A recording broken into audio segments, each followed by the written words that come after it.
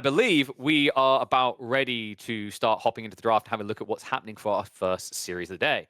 5 best of 5s ahead of us, and this is the opening one. Maiden, talk to me quickly about what we see from a drafting perspective here, because I'm seeing Magic with a very familiar Ra pick, but not many extra Egyptians in there for him these days. Do we have this?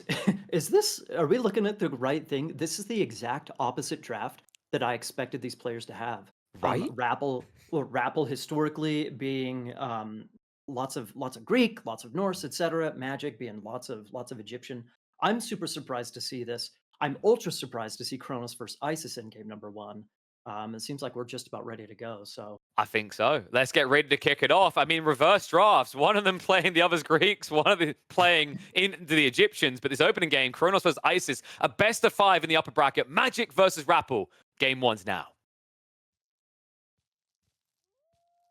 Welcome to game number 1 of Genesis Retold. We are here in the finals, and we are taking our first look at TheRapl. Going to be playing as Isis down here on the south side of the map in the color blue. And over on the north side, he has no losses yet. He's trying to go for a complete tear in this tournament. We've got IamMagic going to be playing Kronos. Been really coming up lately in the latest meta as far as the stats have been going. And he'll be playing as the Atlanteans here with Kronos already dropping down those manners, shifting them around, and getting started here on All Fame. all right, Fitz. I think this is completely bonkers. I know you know all the stats. The creator of AOM.gg, but the Genesis stats of Kronos is almost complete losses.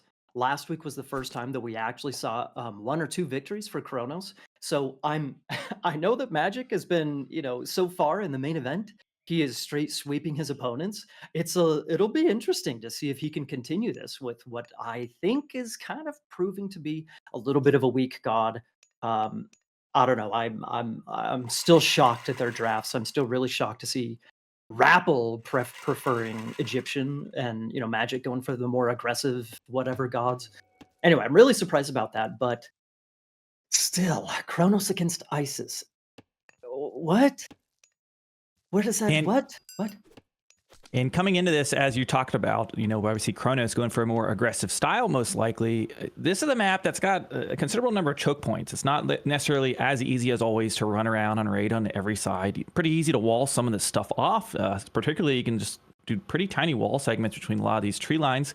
You have basically a second settlement that's, kind of back behind-ish of your town center compared to some of the maps where everything is forward. So, could really play into some of the strengths of, if Isis goes for a defensive play style. But, sometimes you think they're going to play super aggressive and maybe he'll turn things around and go for a boom as well.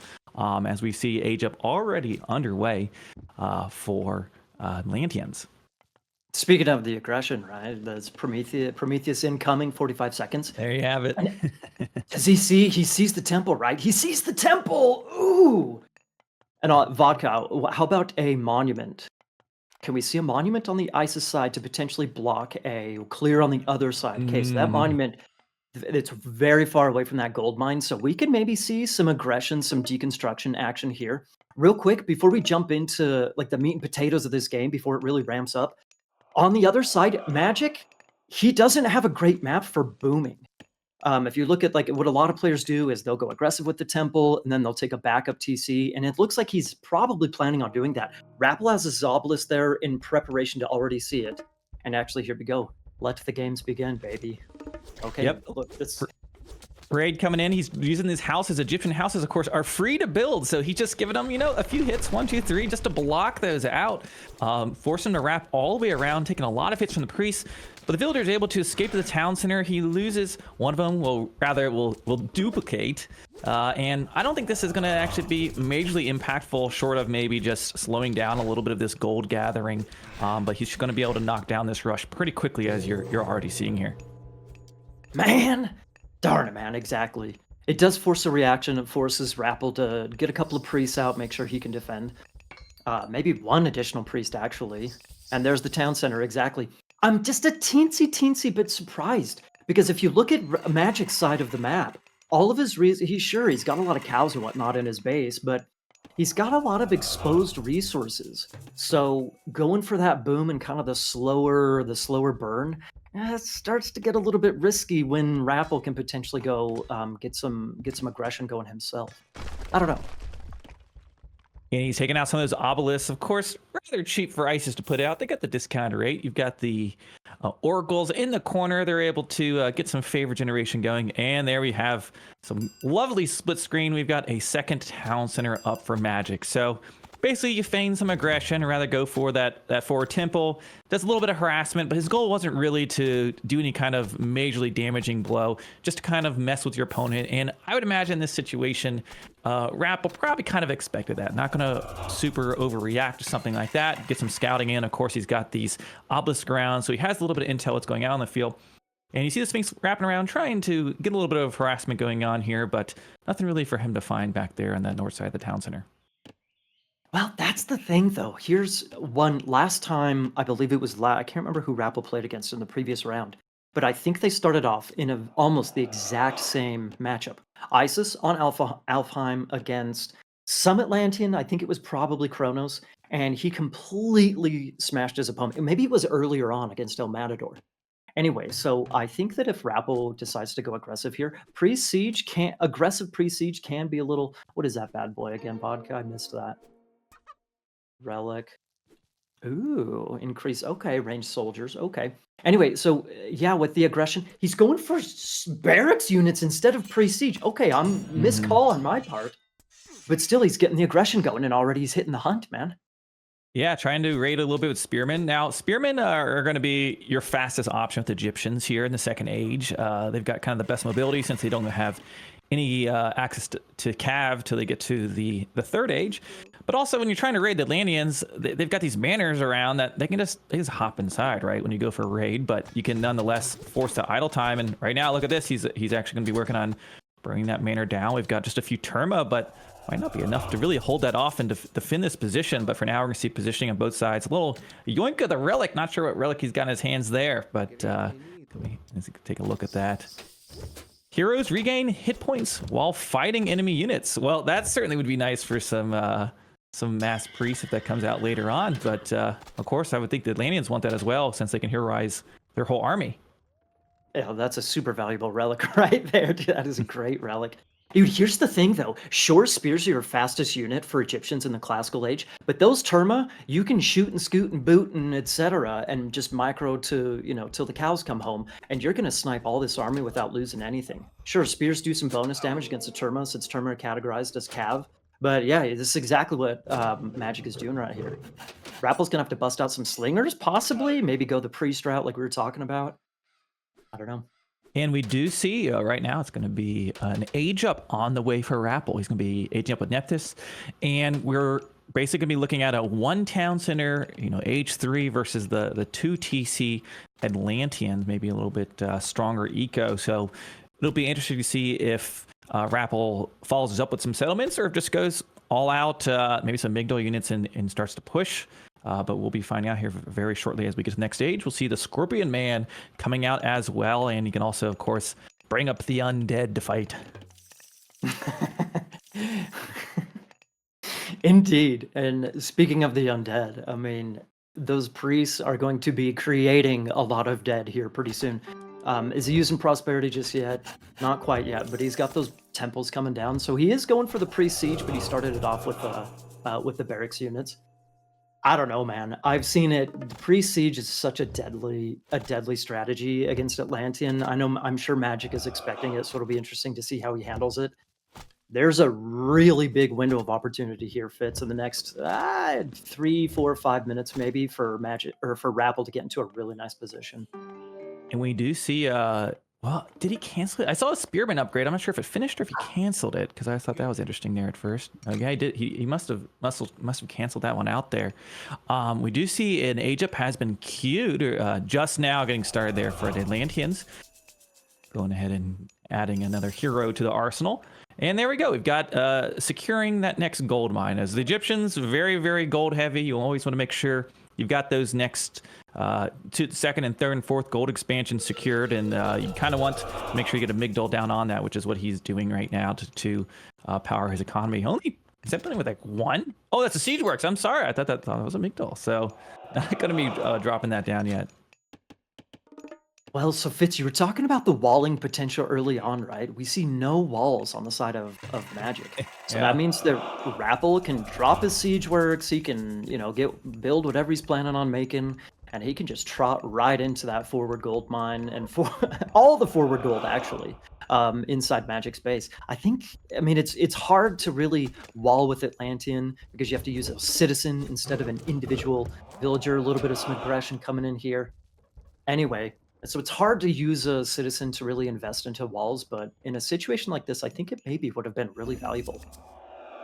And look at all those priests he has there. He's going to start pushing. He could even heal up some of those low HP units if he wants to pull back for just a moment. But it looks like going to be playing rather aggressive. There we go. We've got Chaos going to be forcing his army to fight each other. And there we go. Here come all of the god powers. We've got Eclipse, which will be buffing up all of the myth units, followed by Ancestors. You see them popping out of the ground, going for a little fight there. They spawn a little slower than they used to. It used to be really, really deadly. But look at this. He's able to push the Atlanteans off of gold. Got them all chasing to the north side of his base.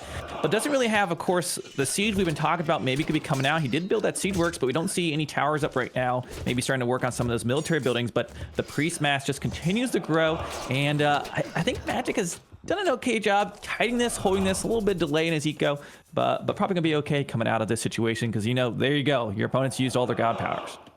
Oh, dude, he is Magic. If I was in Magic shoes right now, I'd be chilling, baby. He's heroic. He's got Contarius coming out. He's handled the Ancestors Eclipse combo. That pre-siege, it's still a teensy bit, as we see, there we go. It's still a teensy bit scary, but he's got those Contarius coming out, so they're going to be pretty decent to counter this army.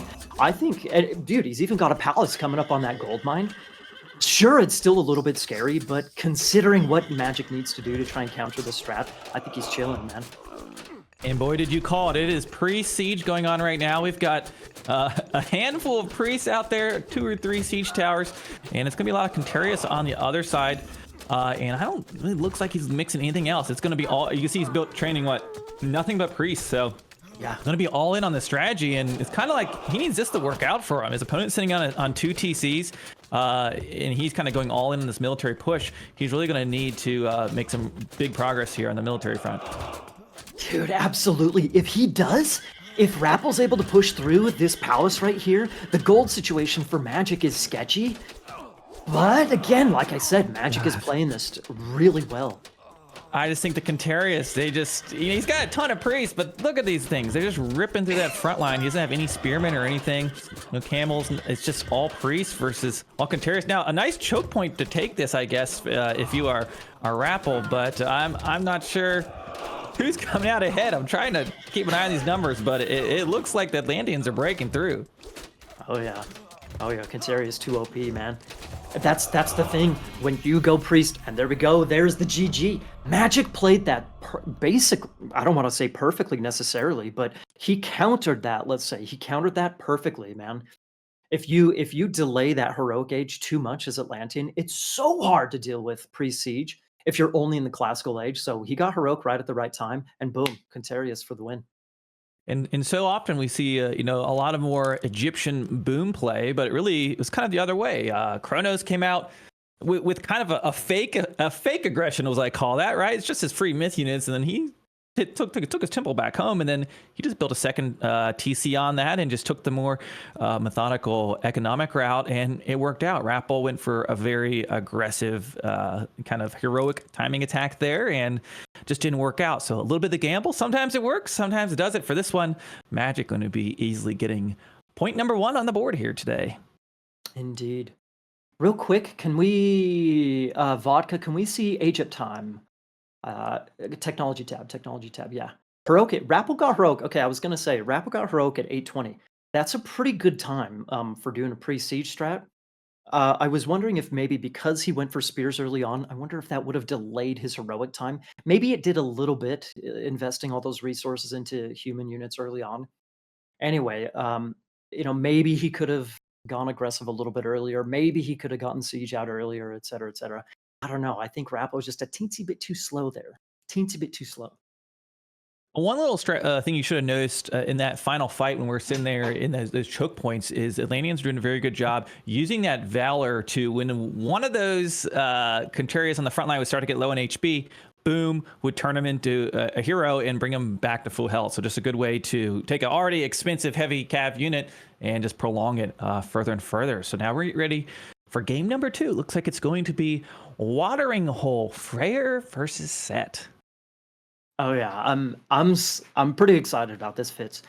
Freyr is becoming. For those of you who don't know, I'm a big fan of Norse. Been playing Norse for many moons, and so with Freyr, them adding a fourth god to the game, it being a Norse god is really exciting for me. I love all the new aspects of Freyr. Anyways, in addition to that, this is if you didn't know, Fitz, this is actually the best map in Age of Mythology.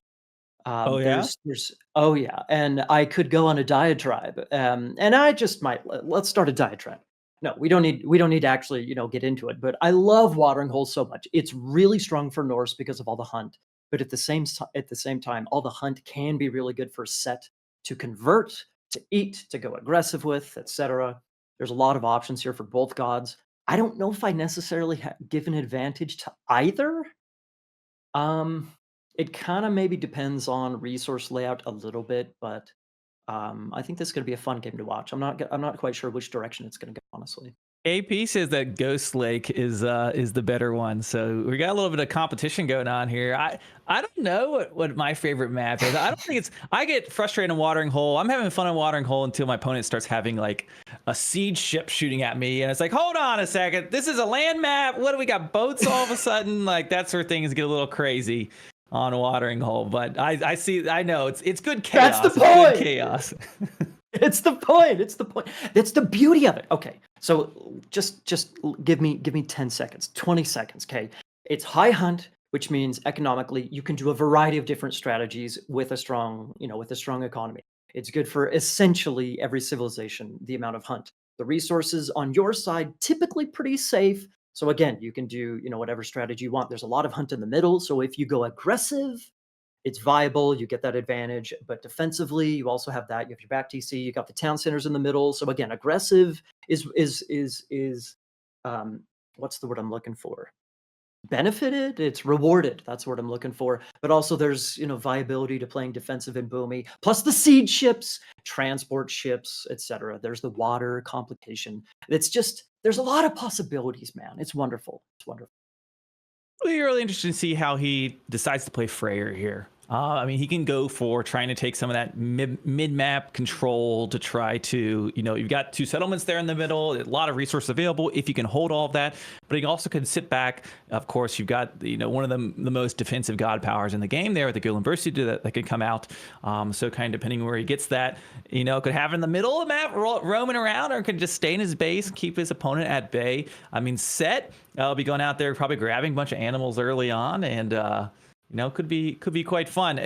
You said you like Freyr a lot. I think you've got a very similar looking facial hair to Freyr here. Is that what we're going for there, or what do you guys think? Who wears it better, Freyr or Iron Maiden? No. Wait. Fitz, I got the length, right? I got the length and girth on him, but he's got it up top on me. He's got the golden locks up top. Yeah. So we just need to morph together to become, the ultimate Viking.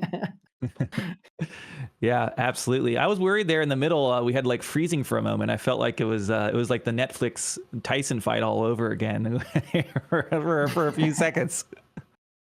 Well, I'm gonna try and hold back on making too many, Tyson Paul fight jokes and comparisons today.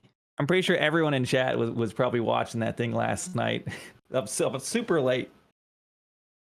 Indeed, not for me. I'm way out here on the west. It was prime time for me. Oh yeah, that's true. Okay, so hang on. About Watering Hole, you mentioned Golden Bursty, right? That's my second favorite god power these days. Golden Bursty, the big pig that you can drop, the defensive pig, right? Well, so you mentioned maybe Freyr taking the middle. I think that we've seen players try that. Usually you think of Freyr going up through Ullr with Asgardian Bastion, the Hill Fort, god power, playing defensively, probably taking a back TC, etc., etc. That seems like it's kind of the most straightforward, intuitive play. But at the same time, we have seen players try to go forward, take the middle of the map, and establish that defensive stronghold, I guess you could call it, in the center of the map. That if Magic decides to do that, I'm not sure if he will, but if he decides to do that, that could be super beneficial because like I mentioned, there's typically a lot of hunt in the middle for him to take. It also prevents Set. He can prevent Set from converting all the middle hunt, but also that defensive Golden Bursty turns into offensive Golden Bursty because you can only cast it on a town center, right? So if you Yep. take that forward TC, boom, you drop that bad boy, and that defensive god power turns into a big fat pig right in your opponent's face, right? So I would be particularly tantalized or titillated to see something like that. I don't know if Magic's got that in his back pocket. Can I mention one thing real quick? We have about a minute or so before we're going to jump into the game. Magic has chosen game one. Look at the draft. Game one, he chose Kronos, his last god pick. Game two, he's going for Freyr, his last god pick. What's up with this? That's very atypical, eh? I mean, I'd be worried if I was on Rappel's side, because if that's the case, if those are his weaker picks towards the end of his draft, that means he's only got up to go, So I don't know. That's an interesting way to draft for certain. Of course, you also have like, depending on the matchup and how much scouting that of their opponent, maybe it was like, hey, I wanted to take this god away from my opponent. Could have been, something you see early on, not necessarily, they want him. But of course, at this level, these guys are comfortable playing just about any god, but they all have their favors. But yeah, that is very interesting. He's kind of going in reverse order, and you do see on Rappel's side, yeah, he's going Isis is first pick, now Set. So maybe Arnos will be next or something like that. But I mean, certainly for a player who has been doing so well in this tournament, I'm sure Magic's very confident with whatever he's got picked here, coming from any order from his draft. Of course. Okay, well, I think we're getting into game number 2 of Genesis Retold. We've got IamMagic versus TheRapl. Down here on the south side, Magic is going to be playing as Freyr, our newest major god here in Age of Mythology Retold, part of the Norse pantheon. And on the north side, we've got TheRapl, and TheRapl is going to be playing as Set here today out on Watering Hole. Once again, the best map, Fitzy. Best map, best god in Freyr. Super stoked for it. Again, we've talked plenty about what to potentially expect in the pregame.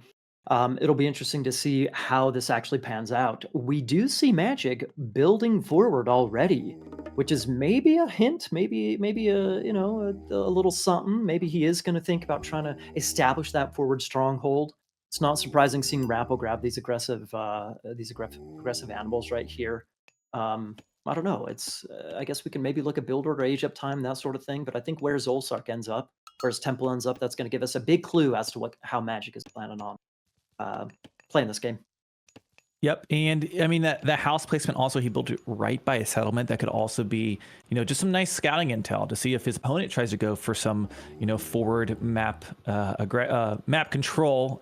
So he kind of has some intel on that, or if he stops to fight it, it kind of slows him down, gives him intel what army his opponent has. It kind of serve multiple purposes. It's just a cheap little house. He can put it out there, and we've got. The little piggy be walking around, get some scouting going on. Can we get a look at maybe the relics as we have some moment here? I would love to check in what we have options here today. Okay, heroes regain hit points while fighting enemy units. We saw that in the last game. We've got the Trojan Gate Hinge, increases wall hit points. Okay, that'd be nice if you go for some walling here of these Watering Hole. The Blue Crystal Shard, villagers gather wood and gold faster. That's definitely a nice relic to get for your economy.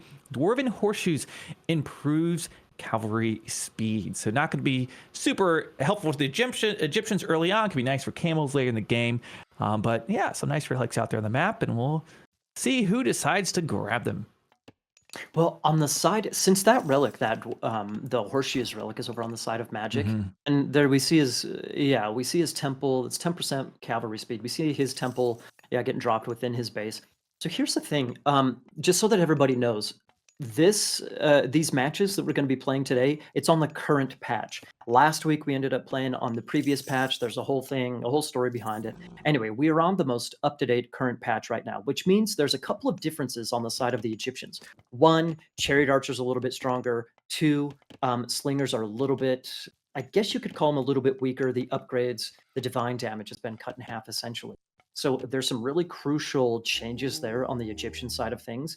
But it's a lot of players. There's a lot of hullabaloo, so to speak, around chariot archers, around bone bow, which gives, if you go up through Sekhmet through the third age, that gives you more range on your chariot archers. So, long story short, there's Uller coming in. Long story, and we got Ptah coming in for TheRapl on the other side. Long story short, having faster, what are they called? Faster cavalry.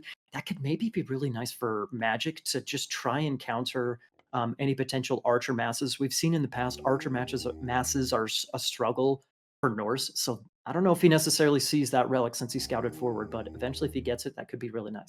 And we already see just a little bit of defensive posturing here. Magic is just built a little wall segment down there in the southwest side just to make sure that he's plugging up some of those gaps. And we do see as TheRapl hits the next age, he's got his animals on the front line with his Wadjet, and he's building some barracks up. So going to be making some of his barracks units. Of course, when you're looking at set with that monument, you see the barracks is glowing a little bit. They get bonuses from being built next to their monument. So there we go. We see leaning into that bonus as the Axemen are coming out. Axemen always good against Norse because a lot of infantry likely going to be out in the field. Probably. I'm a teensy tiny bit maybe I shouldn't be surprised. He went up through Uller, so he has the Asgardian. We're talking about Magic. He has that Asgardian Bastion, God Power. His back town center is not, Magic's back TC is not that wonderful, so having that really solid boom, it's not that great. Dude, Fitz, this is exactly what I was talking about, man. Like, oh, watering hole, it's going to be a boom fest. Not necessarily, man. We have double barracks, maybe even triple barracks already on the side of TheRapl. He's starting to push out into the middle of the map. We got Magic not going for second town centers and, Asgardian Bastion and everything already. So it's like a box of chocolates, man. It's like a dusty, deserty box of chocolates. A meaty, hunty box of chocolates. Anyway. Another wall segment being built. I was just watching that the alligator going crazy on that house out there in the middle of the map. That looked pretty brutal if you decide to settle here on Watering Hole. But going to be moving up using those obelisks to get to some line of sight of what lies beyond, see what's going on. He's got some spearmen and some axemen there. There we go. Yeah, I love the split screen. We've got house under fire by the gators. And there we go. We've got the Draugr taking some shots there at the Egyptian army as it works through that wall. And Magic's going to have some visitors. Now, we saw TheRapl playing rather aggressive in our previous match, too. Early on, and even into later stages of the game, Magic is amassed just really good at defending. So be interesting to see what he's got in store here. Now, he hasn't put down his... Say it. He puts down his Bastion. Okay. Perfect timing. Good call, Fitz. Good call. That's perfect, man. That is a really great position for it as well, as we see some RC trying to find a little bit of some picks here and there. And actually TheRapl is headed over to that left-hand side. It'll be interesting to see if he gets a glimpse of that fort going up over there. I think he's headed over there, man. That thing could possibly I don't think it's gonna be denied. It's gonna be a close one, that's for sure. He's gonna take some heavy hits here because those axemen will just do so well against everything in this composition. But he's got mostly spears, it looks like. Trying to finish that up. It will build on its own, of course, but no, the double insult to injury. Down goes the house. The absolute value out of that gator, and then down goes the fort. Oh boy, can we get an F in chat for that one? Not looking good right now for Freyr. Magic hopefully gonna be able to recover. We'll see for his sake, but right now facing the Egyptian wrath. 4 barracks. There's no end in sight to this attack. Oh yeah, actually we need a double F. One for the house, one for the there goes the croc. No! Revenge. Oh man, what great observing, didn't we? Oh, poor guy. He Oh did his job man. well, though, right? He did his job well. It's 40. He got the wood, or the house down. Anyway, Hopefully they will. Go ahead. I'm super stoked to see so many barracks from Rapple because all of the aggressive potential here could be completely brutal because he took down that hill fort, right? So a lot of the resources of Magic, because he's kind of stuck back into his base right now, he doesn't have a ton of resources. His gold is on a timer. Sure, we see he's got a rhino right there. Okay, sure, but he's got no town center for a boom. He's got no more hill fort to help protect a gold mine. He's just gonna have to straight up. He's got golden bursty, I suppose, which we could possibly see here sometime soon. Yeah, especially as he wraps around the south side of the base. But you gotta think, like, he knows, right? Rappel knows that's in the bank. We're like maybe trying to even trigger him to get him to come out. He's got a little escape route to the northeast if he doesn't want to take a fight. This is kind of the interesting spot. If you look here, actually, Magic's moving north. Yeah, the army split up. And this is how, when you're in these situations where you're kind of backed in the corner, your opponent's got a big army, and maybe you can't take that fight, but look at this one. He can take this one. It's, a few rhinos, a few priests. Like, this is how you take out those reinforcements and how he can start to snowball his way back into the fight here. So, of course, Rappel's like, shoot, my army split up, and he's probably going to, like, circle back, try to get the surround, maybe go for some villagers, and Magic just making the best of a bad situation here. Absolutely, man. That's honestly, if you're getting aggressed, then trying to pick off all the reinforcements, that's one way to try and claw your way back into even footing.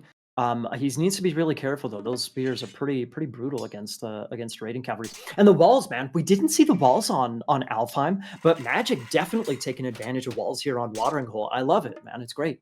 This is doing what he needs to do to try and after losing the house, he's got to find a way back into the game. I was hoping to see maybe him pick up those horseshoes relics so that this cav would be a little bit faster. It's so close to home, but right now getting chased all around, and man, that army count just keeps growing. We see 97 units out on the field for Rapple versus the 73 right now for Magic, and he's looking to take down that wall segment so he can get in a little easier and harass the gold.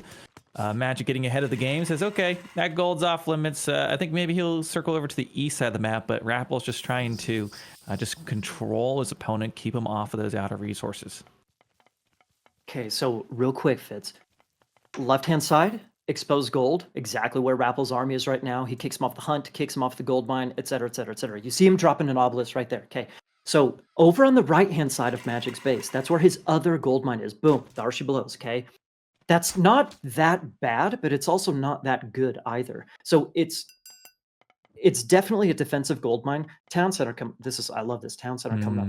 I think it's going to be difficult for Rapple to get the kill early on. He can definitely go for plenty of gold control, especially with Aegir coming in, vodka with we got the pro observer here, baby. Anyway, it's going to be tough for him to actually get the gold starve early on. So I love that he's taking the second town center. But the gold starve is tough with gold on both sides. Anyways, Rapple also has shifting sands that Magic needs to be super careful with. Oh yeah, absolutely. So he can shift so quickly from one gold mine over to the other and potentially do a ton of damage, or potentially shift away from a Tempest. Again, as we see Aegir coming in for Magic, the Heroic. Yep, and for Magic, like, this is his best shot right now, right? Trying to age up, try to do something with the God Power in the third age, just do something to get himself out of this situation. But I also like Rapple. He's played so aggressive, but also taking the time to keep his economy in mind. He's been able to expand to a settlement, get some of that map control, get control of some of his resources in the middle of the map. Going to be set up really, really well. So for now, for Rapple, what you do, it kind of feels like it's going to be hard for him to put the kill on. He can keep trying to keep him off the gold, but as you see, Magic's just going to keep dodging. I think he's going to keep this up, and then maybe need to think of an age up as his own, as Magic's just going to keep taking his time turtling up here. Indeed, as long as he can, honestly, the two big worries of Rapple right now, those rock giants potentially so strong. Another hill fort going up. It'll be interesting to see if that thing actually goes up. Anyway, what was I saying? Tempest, that god power. He can shift away from Tempest if he really wants to. Maybe he's just going to take it right on the chin. I think that hill fort's probably going up, which is going to be awesome for Magic.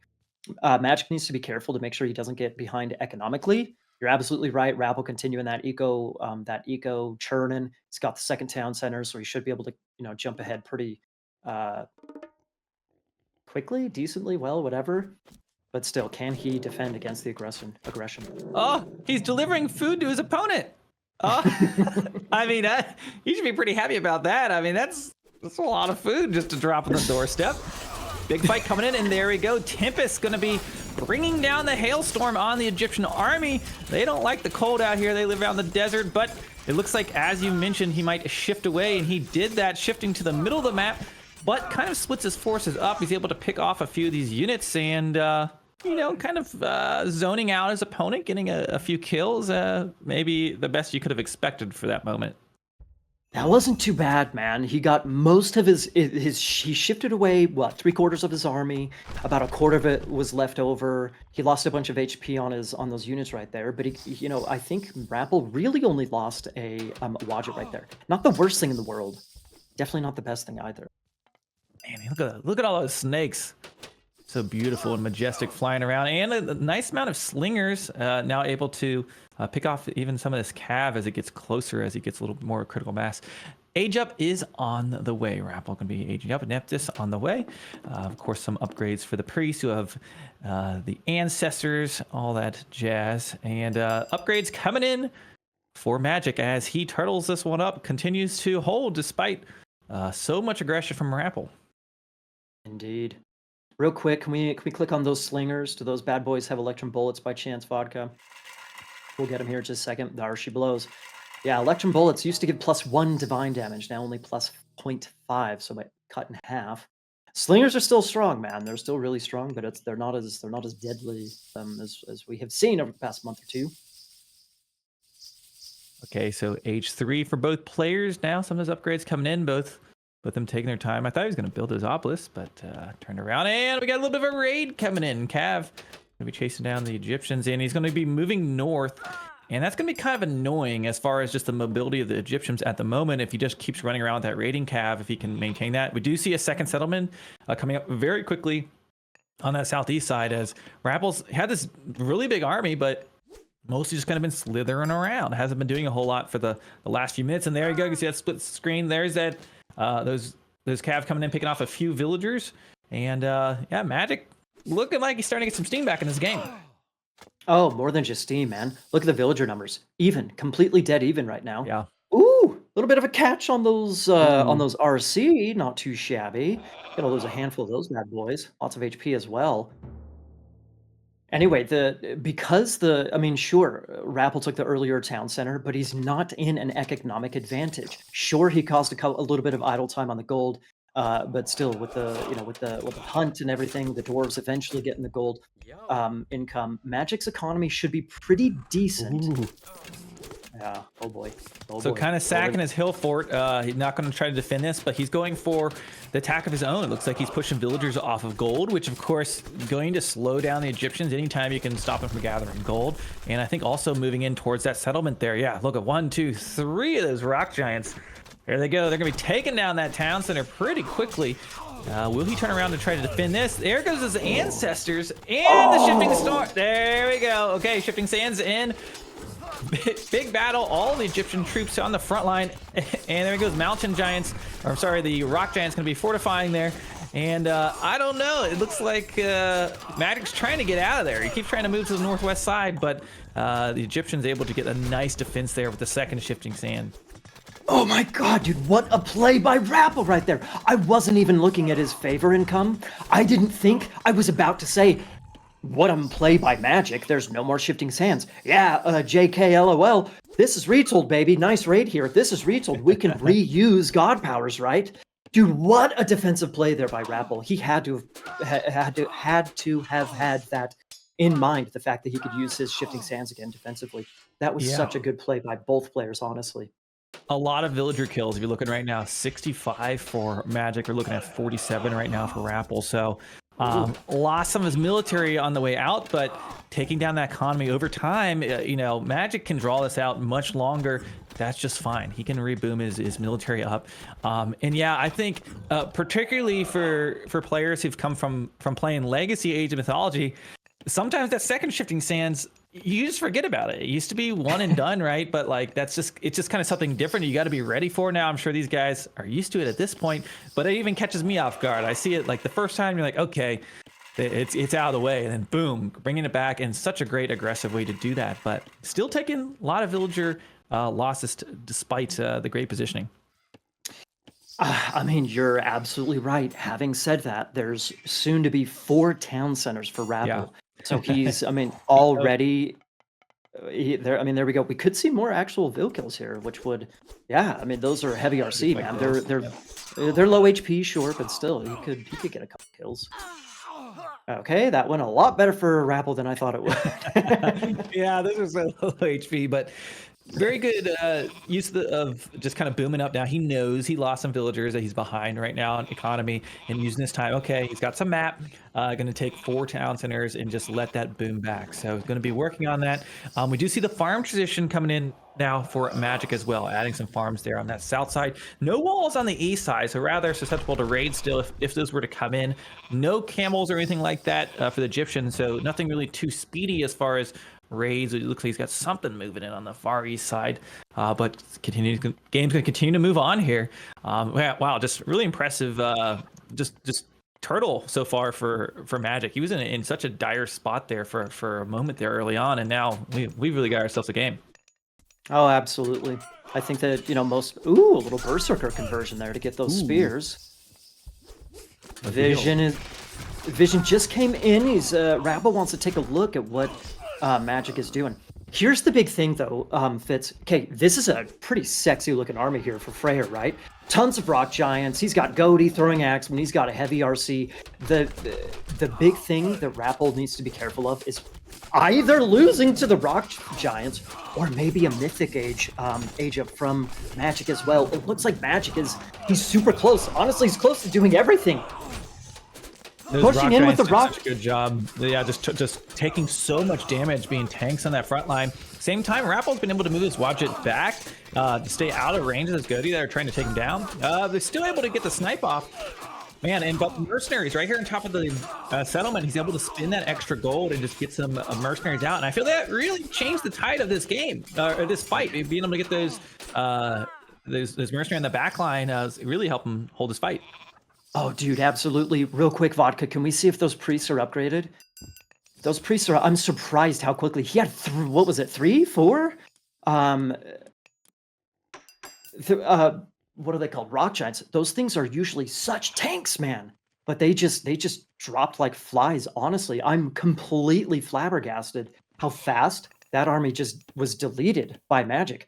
So, sure. Oh, bro, check it out. We got ourselves Vidar is coming in. We're going to have a nuke, folks, and I am super excited for that. Mythic Age coming in at about 1.5 minutes at this point in time for Magic. Maybe he can explode his way into the middle of the map, possibly. RAPL's got a lot of control, though. Yeah, Nuclear Inferno Wolf will be here in the Mythic Age soon for the Norse. Looks like Magic just continuing to buy himself some time as he's aging up. It's going to take some time, getting more and more throwing active. Of course, there's a lot of slingers there in the Egyptian army. So, oh, and the Kraken! Oh, there he goes. He gets a throw off. There he. That's what we don't expect to see, the Kraken in Watering Hole. I'm telling you, man, it's the best map. It's wonderful.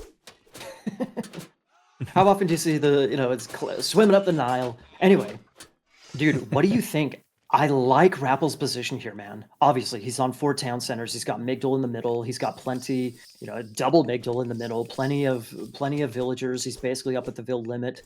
Doesn't quite have that farm trail. Oh my goodness, look at that production. What is that? Is that Horus coming in? Is that yeah? Horus is coming in. So we've got Mythic actually coming in for both players. RAPL's a little bit behind. I don't know, man. The thing is that Vidar, the Inferno explosion, that gives you a really nice push on one position, but that doesn't give Magic the middle of the map. RAPL still owns the whole thing, and I think Vidar is only maybe going to give him half of the middle. It's going to set him up for a nice pushback, but there's Horus, a tornado coming in on the backside of that potential Inferno. I don't know, man. I think Magic is in some dire straits here. Yeah, and looking at the total pop space, we were just drawn out 200 versus 260. Here we have it. We're in the Mythic Age. Will he pull the trigger now on his God Power? Will he wait on it? There it is.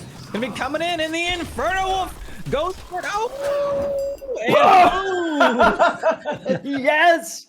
Yes! Whoa, Slinger's taking some heavy fire. Not what you want to see as he's aging up, losing his army. Of course, has all the economy. He wants to try to repop this, but one thing to note, he doesn't have trade locked down yet. Not that he's really needed it, but just to think as, his opponent's pushing. But there you have, H4 is up, and now we've got a tornado. What? All the Mythic Age God Powers coming out, going up for a spin. Pick up the water, becoming a water spout for a moment. But man, there you go. There's some Age of Mythology action for you. Woo! That's partially why we're here, folks, for the beautylicious God Powers. Oh! Oh, the poor priest. Dude, that was awesome to watch, but that was catastrophic for Magic.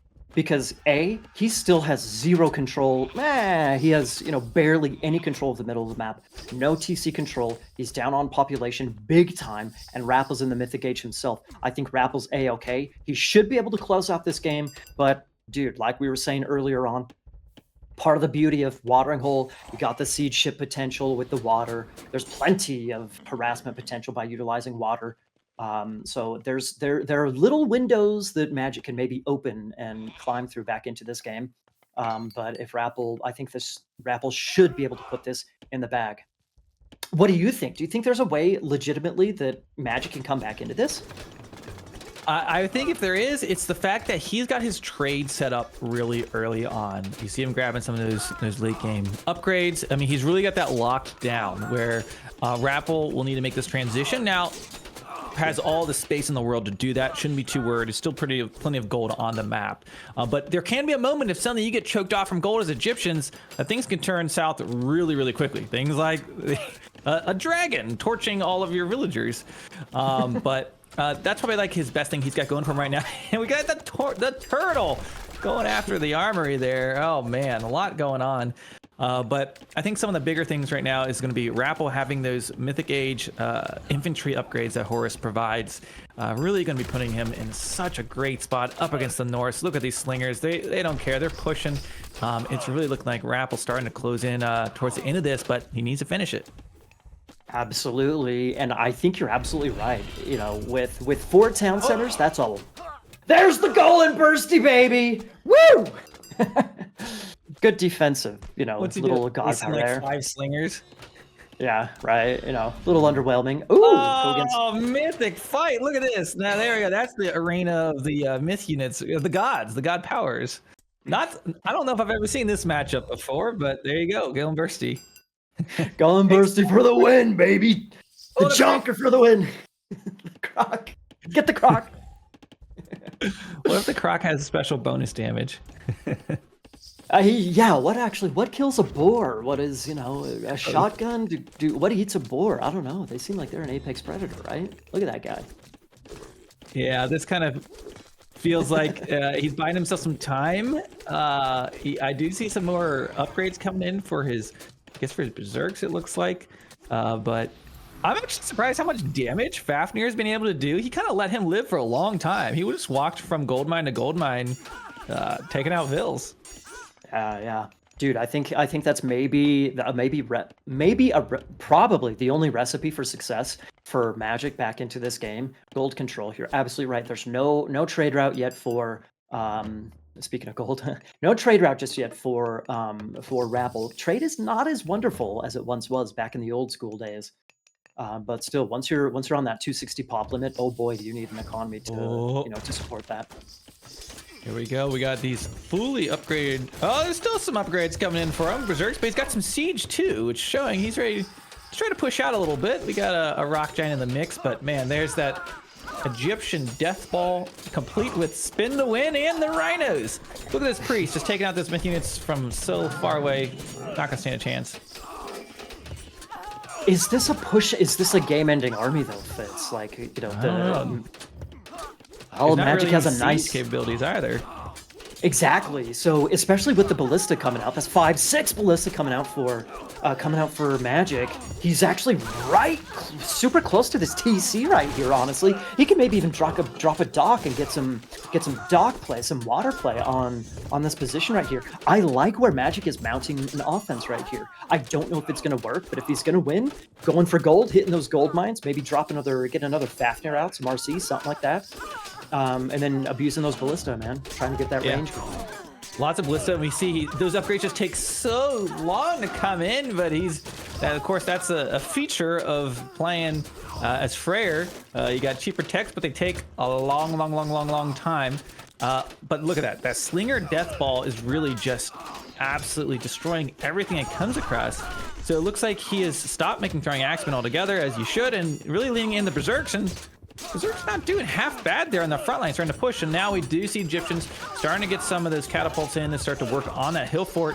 But Magic doing a good job fighting up against this army, and there comes a raiding cav as well up against those siege towers. Fitz, remember, these RAPL advanced heroic through Nephthys, not Sekhmet. Which means, oh wait, obviously not. Oh yeah, he said he could have gone up through Sekhmet. That means that those slingers, they have Electrum bullets, but they don't have that Slings of the Sun upgrade, which gives them, what is it? Is it bonus damage or extra damage or whatever? I believe it's against infantry off the top of my head. So there's sexy slingers, of course. Electrum bullets still OP. It's not quite as OP as it used to be, however. So I don't know if slingers are really that late game unit that he wants to really close this out. Maybe. Yeah, I don't know. Let's take I think this fight's going to rage on for a little bit more. I'm kind of curious. Is he setting up some trade? He was looking in the east side of the map because I'm just looking at the gold reserves, because you can have all the map control, maybe even be winning the game, and then suddenly you lose your gold income.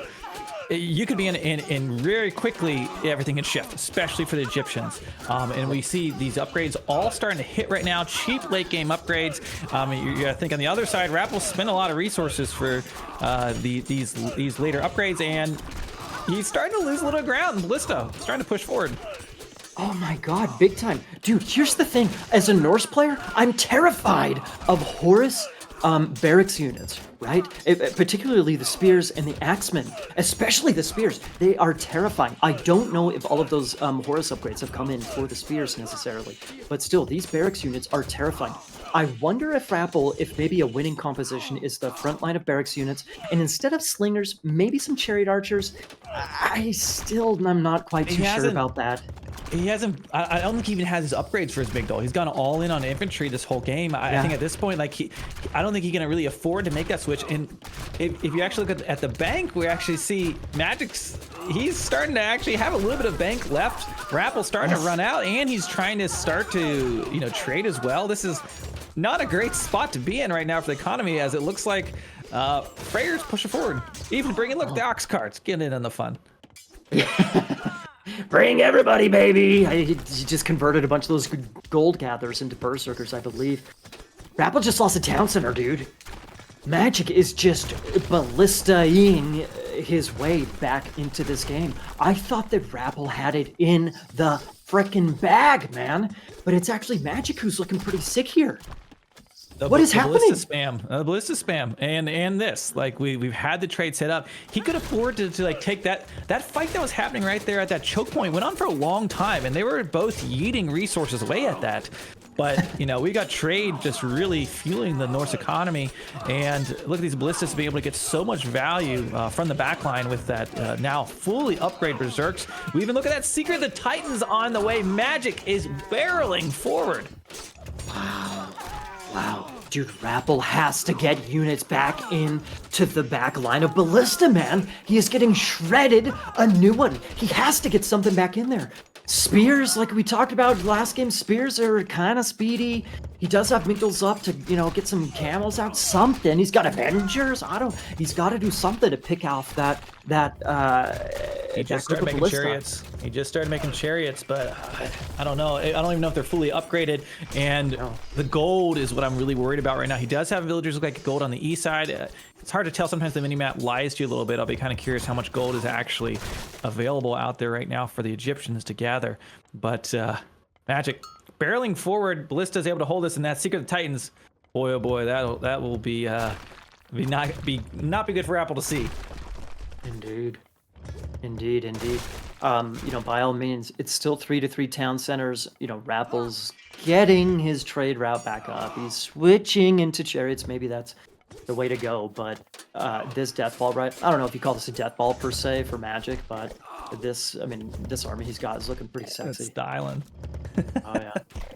Spinning out in the middle, taunting his opponent. There's that Pharaoh. He looks a little lost right now. He needs to get back to leading the people. He's just walking around, but Seriously. They're brutal, man. They're super brutal, and he's in a nice position here. Magic's in a nice position to hit. The Blitz have such good range. He can hit that TC, that next middle town center of Rapple here pretty darn quickly. I would like to see Magic to supplement, whatever, this push with additional buildings. He needs to drop towers. He needs to drop hill forts. He needs to drop, just every type of building in order to continue this push. Maybe he's pushed too far, actually. Yeah, this is the first moment we've actually kind of seen Magic lose a little steam, but here comes the Berserk. He kind of needs, as you mentioned, to get some infrastructure on the front line, because that's the big difference. Rapple's been able to really quickly repop. Magic's troops are making a long march from home.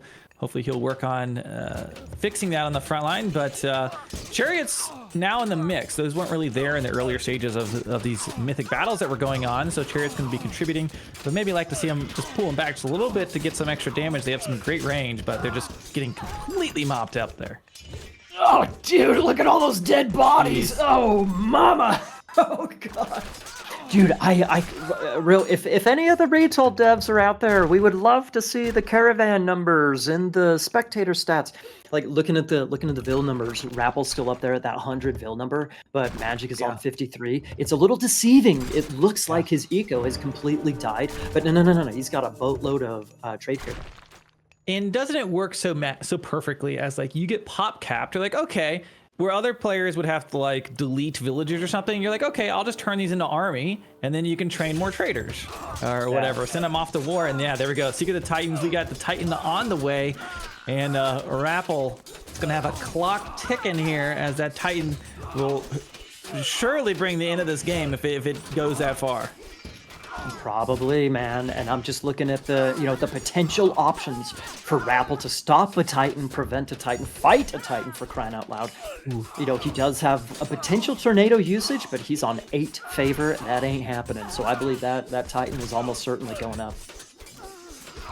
Are those? It looks like maybe there's a raid on the trade line going on in the east corner. What's going on? Oh yeah, there's some raiding calves starting to work on the pharaohs, some of those traders. Yeah, just starting to do.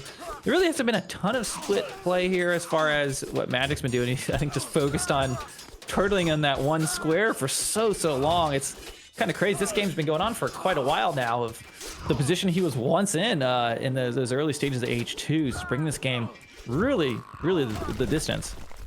Oh yeah, man. I'm telling you, Watering Hole's the best map, baby. You get games like this, you got aggression, you got VDAR, you got late game, you got ships, you got some random boar attacking a turtle. It's wonderful, man. I love it.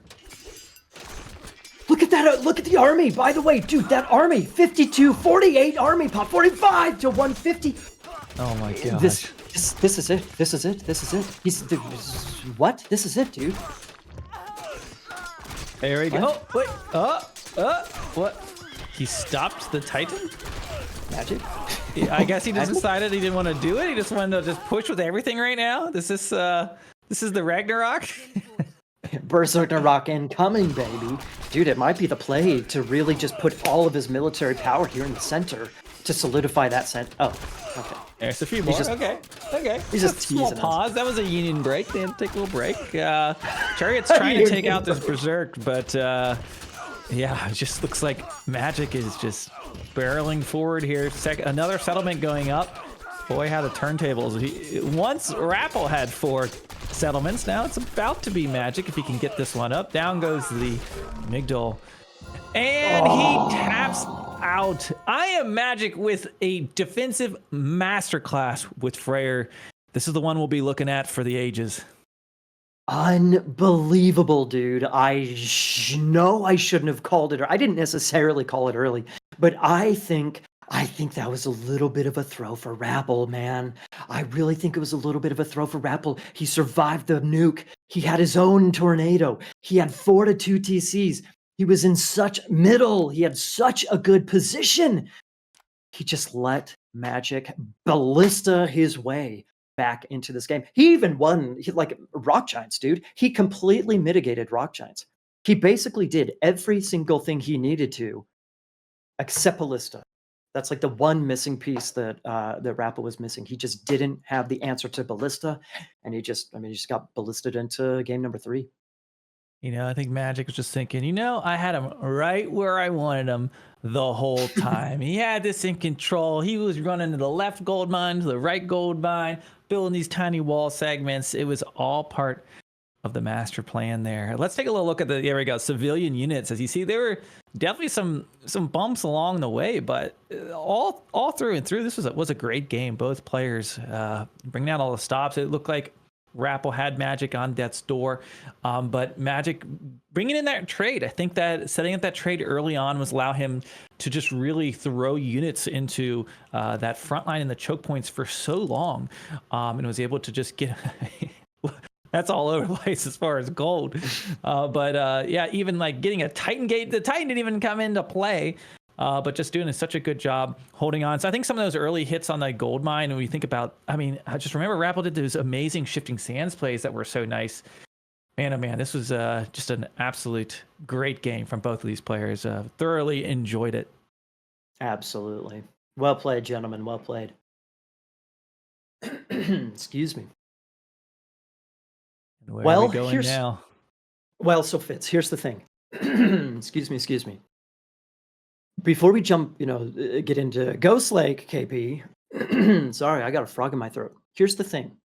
Magic is a legendary. I know that there's plenty of AoE4 people who know Magic. There's plenty of newer AOM players who know Magic, right? Here's the thing. Magic is one of the goats of AOM, partially because playing Magic on the ladder is it's a completely different story from playing against Magic in a tournament. Magic is probably it's almost like, like we can make Dragon Ball Z comparisons, like it's not even his final form until he gets into a tournament. Historically, he has been a completely different beast in tournaments, and we haven't seen it. We didn't see it in Willalooo. We didn't really see it in the Genesis qualifier, but in this main event, I don't know what he did, but he has just cranked himself up to 11, and he is a freaking powerhouse. He has blasted his way here into the are we calling this the semifinals? I know it's double elim. Are we calling this the upper bracket semis, I guess you could say. But honestly, RAPL should feel confident because he's such a strong player himself. He's been practiced this and everything. But he might be a little bit like a deer in the headlights, like, holy smokes, what freight train has just smacked me in the face?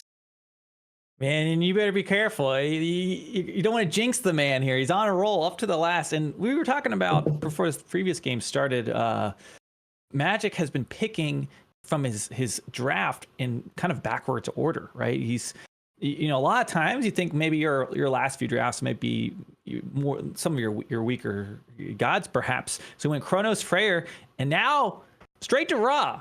And I know that Magic is very, very good at Ra. I am a Ra enthusiast myself and have watched many of Magic's Ra guides on YouTube, which you go check it out. All these guys are content creators. Go check them out on Twitch and YouTube and give them follows. They're great guys and do a lot for the Age community.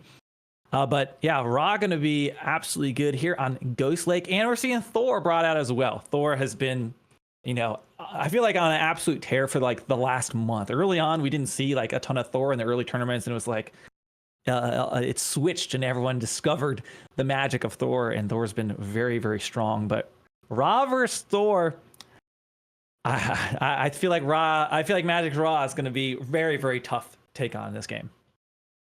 I agree. Like I mentioned, he's had some struggles in Retold tournaments so far. I've not been very impressed with Magic's Ra. I know it's a beast. I know he knows the god, but his execution and maybe a little bit of luck, something like that, he hasn't had. It's not like Ra is just some powerhouse instant win for him. So I think I 100% agree with you, Fitz. Having said that, Thor on Ghost Lake, Retold Thor on Ghost Lake is a very interesting one because you can either we got a couple minutes here, so it'll take us some time to get into the actual map spawn. But one of the more interesting parts of Ghost Lake, you can start with either 1 or 2 gold mines in your starting base. And so what Ra often struggles with is securing that external gold mine. So that either gives Thor a really nice heroic age push where there's some strength there, but at the same time, if Ra gets a little bit of some initiative, we saw Mista against Kvoth a couple of rounds ago. Mista chilled in his base, and he just was reusing his Dwarven Mind God Power to just keep gold. He's just 1 TC. He's got endless gold in his base, essentially. He's taken just enough fights to get that favor, and he's just got essentially an endless gold mine inside of his base. So this matchup plays super differently compared to how it used to. I don't know if RAPL's necessarily going to go for that same 1 TC idea that Mista pulled off. Um, but I don't have much of a prediction here for what we're going to see really until we see what the gold mine situation. When you mentioned, 1 TC, from the North, but also in Retold, you're more likely to see 1 TC out of Ra, going for the very aggressive play early on. We've seen a lot of Ra players do that. Used to always be, right to 2C into farms into age 3, right, is the classic Ra template. That might not be what we see, especially, on Ghost Lake where you gotta secure those extra golds. That's not always so easy to do just to go straight to the 3rd age. He might play this in age 2 and empower, do that area empowerment on all those barracks and just pump units. Particularly, you could see some, axemen if he goes for a big infantry, heavy push early on, maybe some axemen and spearmen. But yeah, we'll have to see here. I'm sure Magic's got something cooked up for us. Chat, I hope you guys got some snacks cooked up for yourself. It's a long day. We've got the finals going on here. The Genesis Retold all weekend.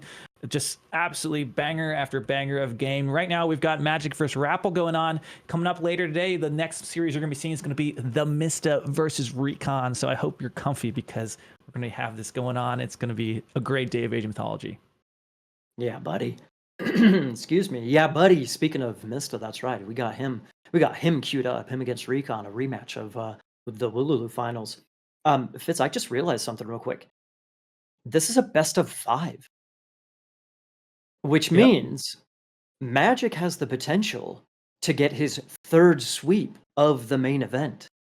Rapple's on the ropes. Speaking of, Mike Tyson against Jake Paul, Rapple's a little dazed. Rapple's, embodying his inner Mike Tyson right now. He's a little dazed right now, hitting those ropes around whatever. We could see a 3rd sweep in a row from the behemoth, the beast, Magic. What do you think about that? I think there's probably a lot of players at home right now that, they got on DraftKings. They got a parlay that this has to go at least to game 4 before anyone gets knocked out. So, I think Rabble needs to come out, needs to get a little action, maybe get this cuts fixed there in the corner, and hopefully the servers keep moving beautifully, just as they did during that fight. And oh no, I probably jinxed us. It's been going so well. Knock on wood, everybody. Looks like the countdown's almost here, so get ready. It's match point coming on up here. Ra versus Thor on Ghost Lake. Who is going to win? It looks like the channel prediction is just about wound down. So quick, get your EGC points in at the top of your screen. Get your Gamba on. And here we go. Match point Genesis Retold. We have got game number 3 here of TheRapl versus IamMagic. Rapple's going to be playing as Thor here today on the northern side of the map. You see him out there on the gold with all of his dwarves, and on the south side, we've got IamMagic pulling out Ra. A little more comfy out in the desert biome. Snow, not really Egyptian's thing, but he's going to be playing Ra here on Frozen Lake. Let's see what we've got in store today. Dude. Vodka, go over to Rappel side. Yeah. He's going for another perk, whatever you want to call it, feature of Ghost Lake. We already talked about either 1 or 2 starting gold mines, but yeah, goats in the middle. That is such a big deal. If Rappel potentially wants to try and play defensively. And Boomy in his base, he's got to get those goats. And actually, Magic knows the same thing. He sent his priest out in the middle trying to grab his own goats. This is exactly what I was looking for. Usually you see Thor build orders where they drop the armory right away. I guess I need to update my Thor build order knowledge, because in this patch, the Thor armory is just a little bit more expensive. The technologies, the upgrades, they research just a little bit slower compared to older patches. So okay. He's got the dwarf armory build order going. I was panicking and freaking out there for a second, thinking he wasn't going to do it, but he is. We do have the Thor eco incoming. Never mind. False alarm, people. False alarm. I thought he was going to skip that and go for like double berserker for goat numbers or something like that. But anyway. So he gets his goats going, and just for those of you at home wondering, why do we have an armory in the first age? Why would you want upgrades? Well, it's because for Thor, they've got a bonus for each of these techs that they research at their Dwarven armory. That's going to be popping out a free villager or a free dwarf. So it's an eco bonus. Now you're getting techs early on, and not only that, you've got some more eco coming out with some more dwarves. That's also going to mean you've got maybe the best upgrades out on the battlefield when you go to fighting here in the later ages. So makes Thor very, very strong. And yeah, just as was called out, made this a little bit more expensive. So it's not as lucrative as it used to be, but still, of course, a great bonus nonetheless. Absolutely. Well, back to basics. Goat numbers here pretty soon. Once we get into class gauge, we'll maybe see what the final goat numbers are going to be. Right now, how many does he have? 7. That's really not a lot, honestly. Fits 4 goats. Like 7 is a very small amount of goats. That's potentially not good news for either player, honestly. The other detail: 1 gold mine, man. 1 gold mine, and looking at the map. Yes, go on. There was just a little idle time there. I was like, you didn't get this guy herded in, but they're going to get on that. I don't know if for Ra, I'd be super concerned about my opponent having a bunch of. I mean, you don't want him to have the goats, but I'm like, whatever. I'm going to go to farms anyways. I don't know if Magic's going to be super concerned. Well, I mean, indeed, it's just either player. It's a big concern for either player, in my opinion. Just because potentially the food is so exposed. However, I think food-wise, this is not too bad. For TheRapl, we see he's got the 4 starting Aurochs. There's the goat numbers starting to come in. He's got a couple of boars on the back up in the very top corner that we saw a moment ago. Yeah. Or the boar Aurochs rather. Oh. I think there's food. Real quick, Vodka, can you click? There's a little bit of food outside Rappel's base. Can we see if those are berries or animals? Just outside, there's one. Okay, some caribou over there on that left-hand side, right-hand side. A couple of caribou patches, okay.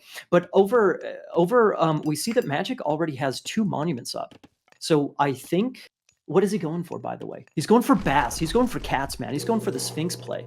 Yeah, so Thor, by all means, we got Forseti coming in for Rappel. So Forseti, faster Hersier potentially. That's a good way to fight against Sphinxes. But that's also potentially a lot of exposed resources there for Rappel, a lot of exposed hunt that potentially Magic can try and hit with Sphinxes and barracks units, etc., going aggressively.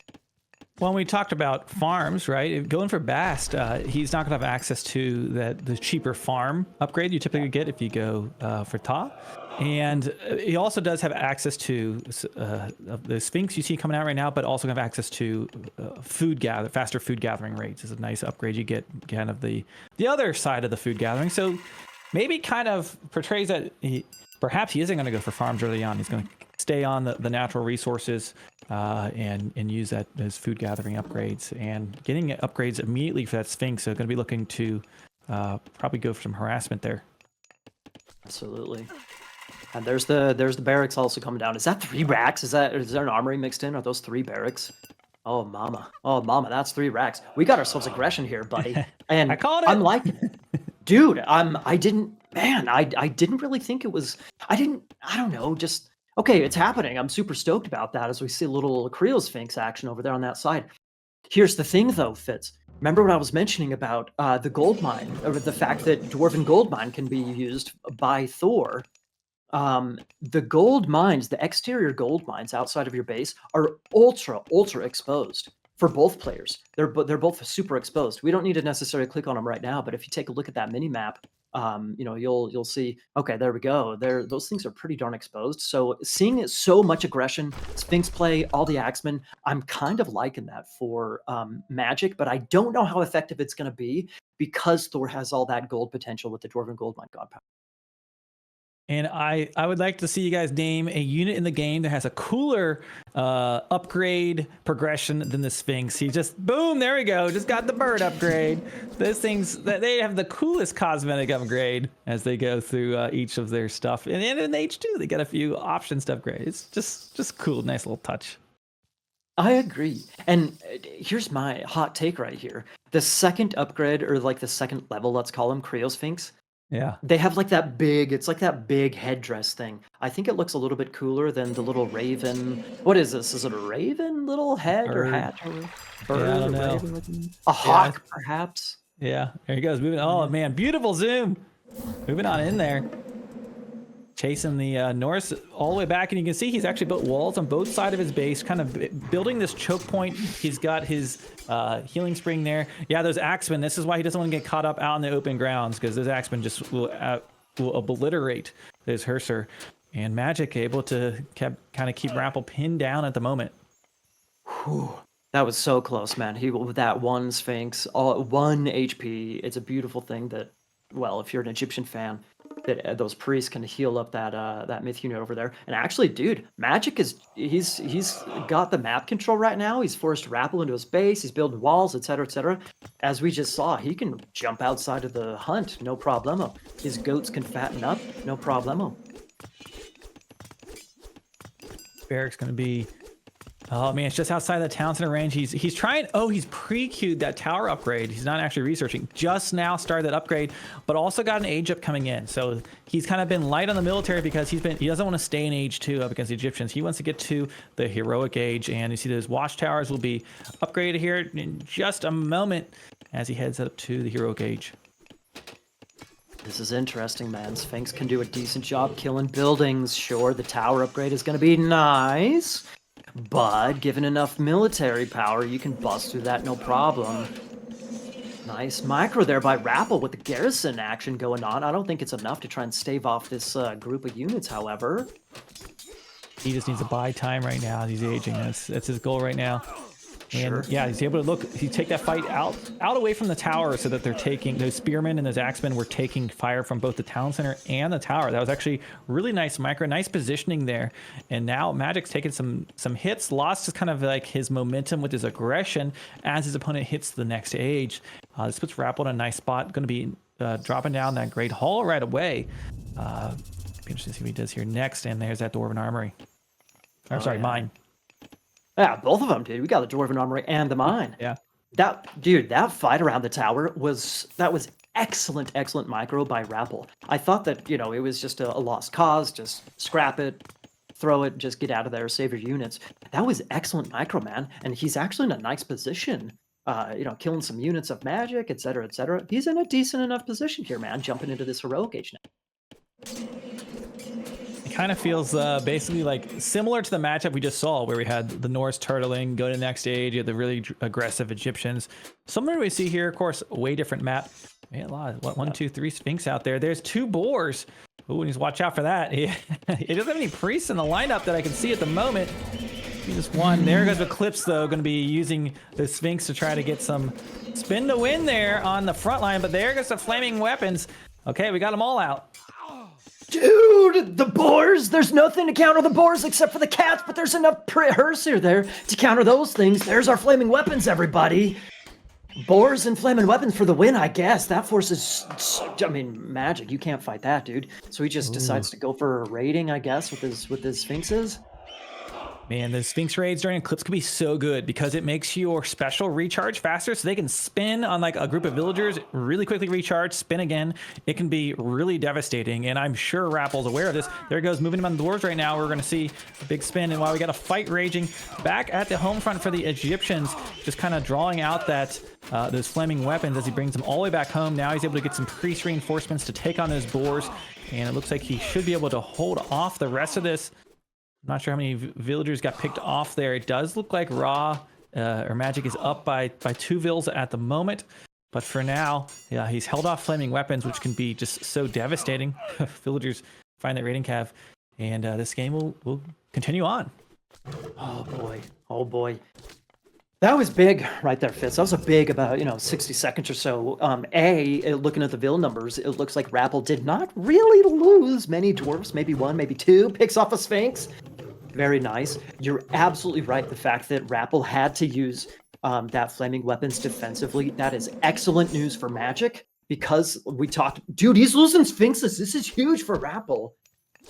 But remember the gold mine issue, man. The gold mine issue is with a farm. The gold mine issue is potentially really scary. No flaming weapons anytime soon on the side of Rappel. So Magic can take a breather, so exposed. Build up, etc. Exactly. Yes, exactly. Yep. Whew. So we see right now, looking at the army count, 57 for Ra versus the 75 of Thor. We've got Magic out very far from a hone on that gold mine, so he can't really afford to run away from this right now. It's not like he has shifting stance or anything like that. He can't take a losing fight at the moment. He's still in Age 2 up against an Age 3 Thor, who's of course getting upgrades as they go as well, right? So it gets hard. Nice pick off there, kind of a waste of that board. Maybe could have brought him back to the Healing Spring, but easy for us to say. These guys are busy. A lot of stuff going on, lots of action, split focus. And looks like a lot of cav into the mix, as we do see Magic is answering it with some Spearmen, also getting his Slinger upgrade. And yeah, he's targeting that gold. This is a big win condition for Rappel. If he can win a fight here, this would be pretty much GG if he pushes him off of gold. I think, dude, this is so big. There's so much going on right now. For those heavy raiding cavalry are so important. That's going to be rough, potentially rough. Big fight coming in here, folks. There go the trolls with the special attack. Who's going to take this fight? The Slinger, dude. Those heavy RC are doing a pretty decent job. Magic is pulling the boys. He's going for it, man. And I think it's enough. It's enough to force Rappel back. Take a big breather if you're a fan of Magic, folks. I think he just held on for another minute or two. Rappel's got to back off and That's that rhino skin. Exactly. Yep. So it's the unique upgrade you've got there with Ra is rhino skin. Gives your villagers more sturdiness. And I'm assuming, let's just double check. I'm pretty sure they had it. I would imagine in that fight. He did it. No. Wow. Those were just out naked villagers fighting up against these mighty upgraded Thor units. I mean, it worked for one fight, but he's coming back for more. He looks hungry. Is he going to be able to survive another round of that? Dude, it's 1-to-1 TC without Skin of the Rhino. You can't be throwing away Vils too heavily. I know you need a gold mine, but for crying out loud, man, those Vils are squishy. They are weak without that upgrade. Real quick, super important thing right here, Fitz. There are no farms. Yes, the food situation for Magic. Okay, look, he's just about out on goats. He's only got a little bit of hunt left over, and those heavy cav on the side of Rappel, if he needs spears or something, towers, something to try and fight against those heavy cavalry. Okay, so I think that Magic is actually in some dire straits right here potentially. He doesn't have that Shadoof upgrade for cheaper farms, so he's going to have to get that food eco situated ASAP. Rappel doesn't necessarily know about the economic situation. He's backing off, taking a TC. Okay, sure, playing this a little bit cautious, not very, YOLO. So he is kind of solidifying his own infrastructure, but that also does give Magic his own bit of time, breathing room to solidify his own food eco at the same time. Yeah, I'm having a hard time seeing right now how Magic is going to be able to get up to the next age. He's going to be trapped here for so long. Man, how's about as grouped up as a fight you could take there with this Sphinx, but these cav are upgraded. You can see they don't even take that much damage from this. As chat says, he's looking like Mike Tyson in round 8 right now. Not looking so great here, just kind of stalling, but Spearmen get a little surround, taking their time positioning, but I don't know if it'll be enough. Dude, I don't... Wow. What is he doing, man? What is he doing? He's just running through the base, losing all those heavy RC. I was saying how sick those things are, but you can't just take fights under a base like that. That was weird. They were getting tickled by the Sphinx, but when they just kept spinning like 3, 4, or 5 times, I mean, took a lot of... He needs to go like sit next to that healing spring and cool off for a second. Exactly, dude, exactly. There is rain. I forgot about rain. So Okay, once he's aging. is he aging up? Oh yeah, we got Sobek. Let's get some alligators in the chat, boys. Here we go. Laser crocodiles are on the way. Wow. He manages to get up, and it looks like he's dropping farms at the same time. A little bit of a force and Yep. magic off of this gold mine, dude. It's okay. Okay. This is fine. He's invested a lot in this gold mine, and he it kind of looked like he was ready. He pulled off. He's going to the other side of the map. He kind of planned this. He'll go over there, probably drop a Migdol. I think he's okay with this. It looks like Rapple knows this too. Well, I don't know. He's still chilling there. Does he know that those villagers are migrating? Spearman in the middle of the map. Okay, Could maybe just distract the army here for some time. Give him a little run around. If you got on the ice. I know. It's honestly, Sobek coming in is going to be so clutch for Magic. Sure, the Locust God Power is not the most amazing. Ooh, spread formation. It's not the most amazing God Power in the world, but still, it should probably be enough for him to secure a gold. Here comes the rain. Okay, you got a little bit of rain out there. I mean, I'm not sure that Mike Tyson had this much mobility in round 8 as we're seeing right now. Magic has just went across the entire map. He's got his gold mine on the west side, and Rapple's kind of been bleeding units, taking a lot of damage, certainly in these recent moments. It kind of felt like he had that gold clutch down. Here comes those locusts doing minimal damage, I guess, zoning just a little bit there. Okay, get a little bit there, but Locust typically not doing the most, and Magic seems to be migrating his ass off. Absolutely, he's got a million little units here, but dude? That front line completely melted once that heavy spear upgrade coming in. Oh my gosh! It's still kind of a close fight, but that front line of RC completely melted. Lots of low HP from running through that base a little bit earlier on. Fight's still going on. It's kind of hard to, honestly, heavy units on both heavy infantry, heavy cavalry for Rapple. It looks like that's going to be enough. Plus the spam, the reinforcements, that's enough to push Rapple through that fight. It was looking sketchy, but he had the stronger units eventually. Can Magic hold on to a gold mine here, Fitz?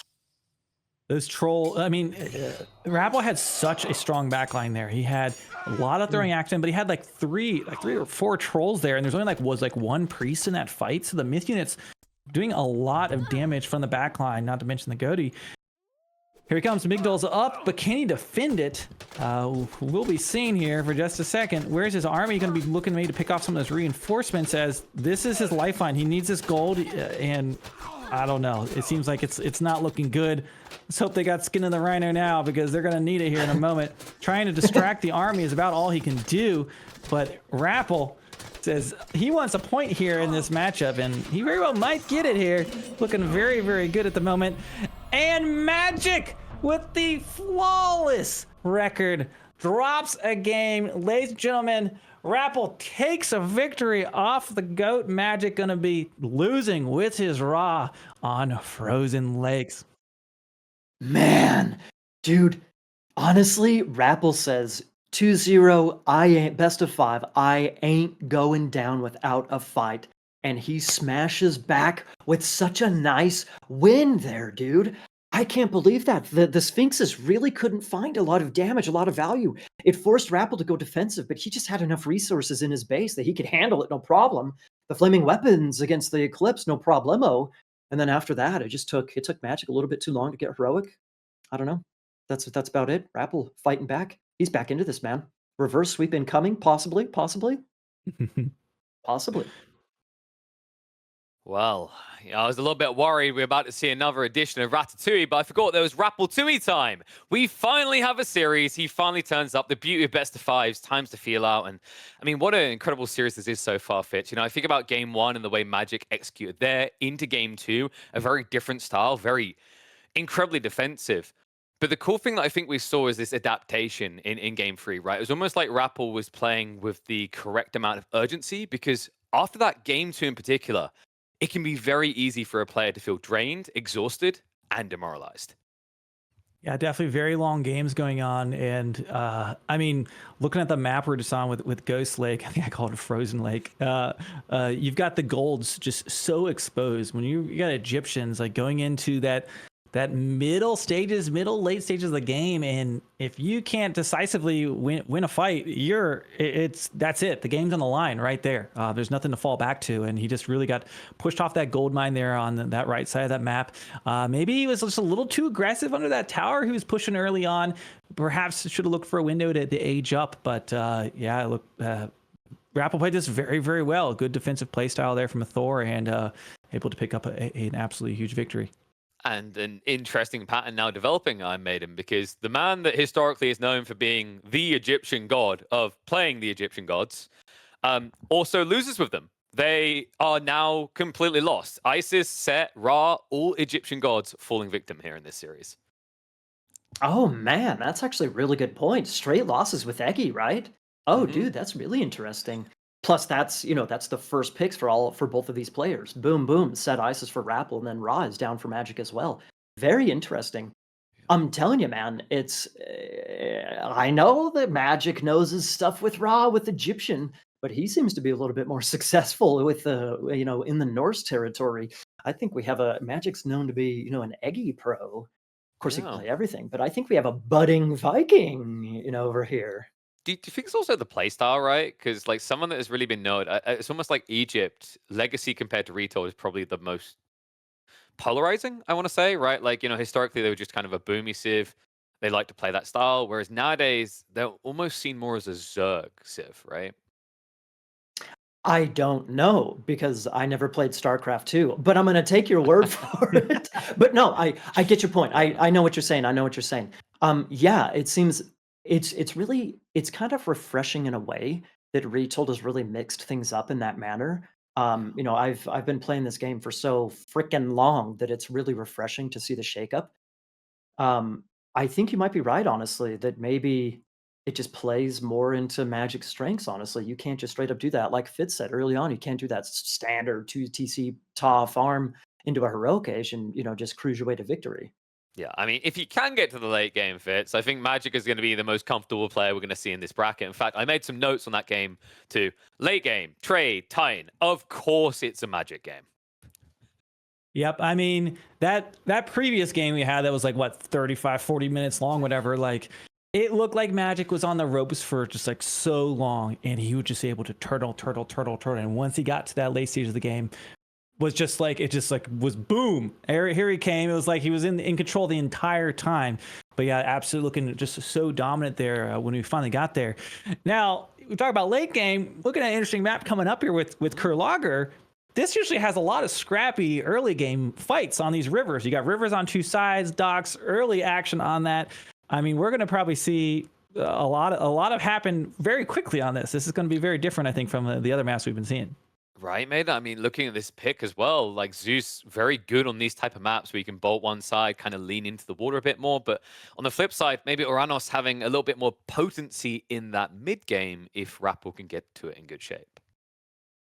I suppose we've seen a lot on Kerlager, this map. We've seen a lot of Hades, a lot of Zeus. But other than that, we've seen a lot of Atlantean in general, but not a specific god. We've seen, someone try Kronos, Gaia, just because, strong eco stuff. We've seen a little bit of Aranos, but I haven't really been impressed with the Aranos on this map. I'm not super sure what Rapple's going to bring to the table on, to fight against something crazy like Zeus.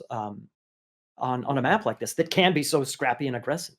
Why do you think that might be, Fitz? Because I'm thinking of Kalauga, I'm thinking the way you want to play it. You do have the fish, of course, which draws you in a bit, but there's a lot of wider resources in it.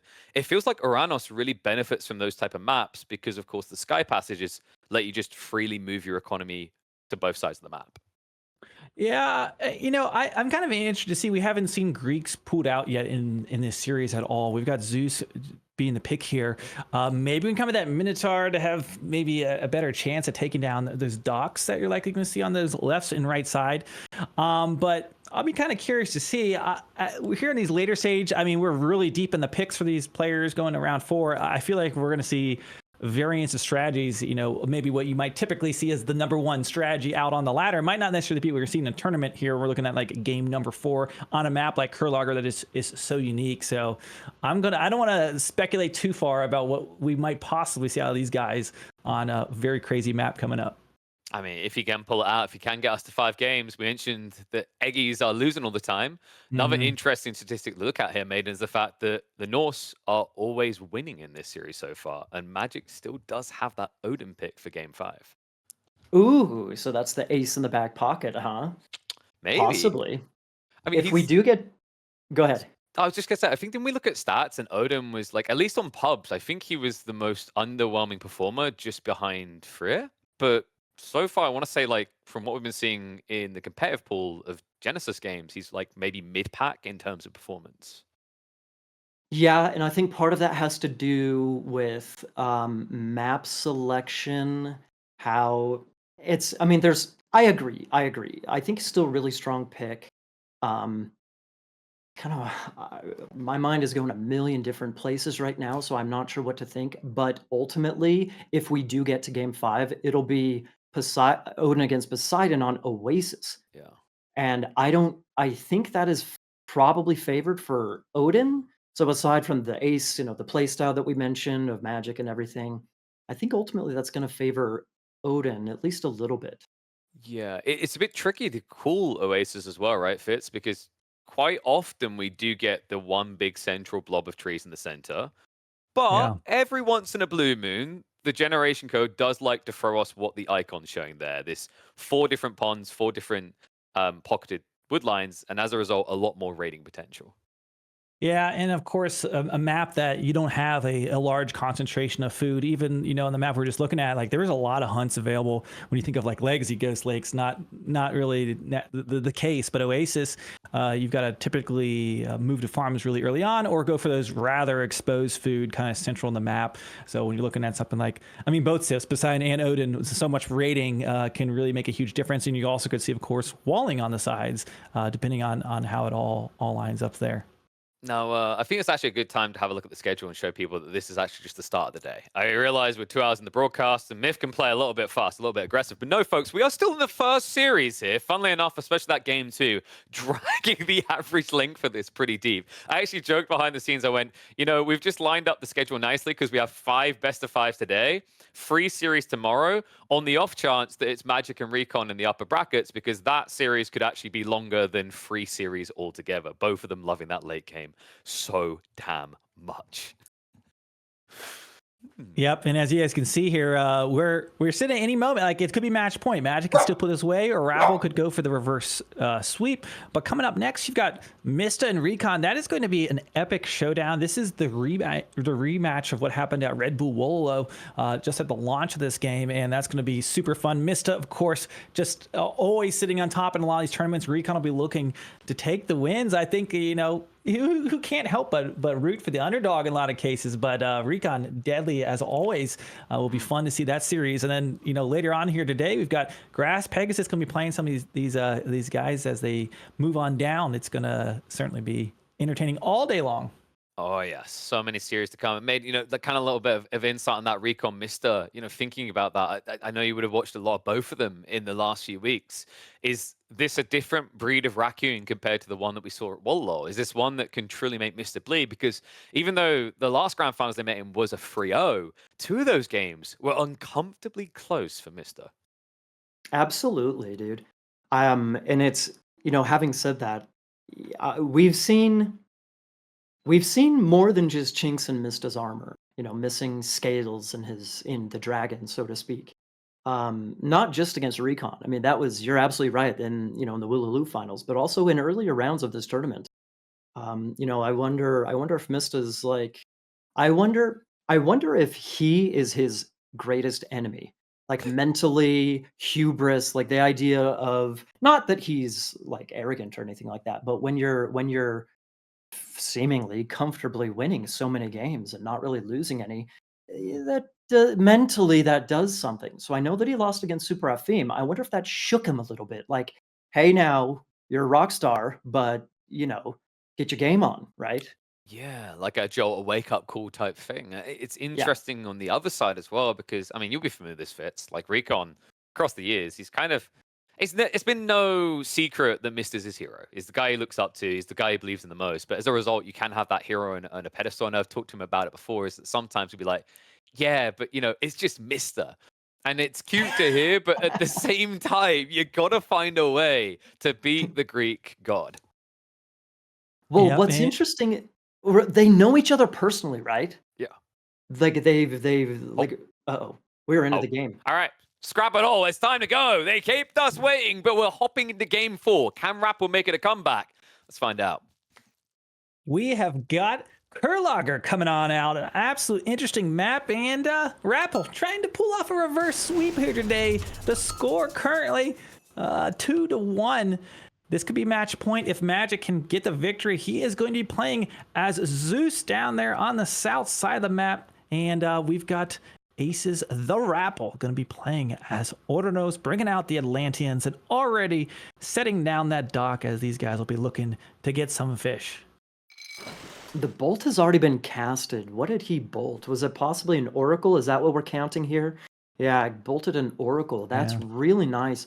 So I mean, that's picking off those oracles. It's so clutch against Aranos specifically because you don't want to give Aranos the time to bank up some of that favor. Shockwaves. I mean, we were talking with KP during the break, during the middle of the middle of the game rather, when Aranos starts getting a little bit scary. Some of the upgrades coming in from Ermillo, possibly Heroic Age. We see Shockwaves potentially getting used.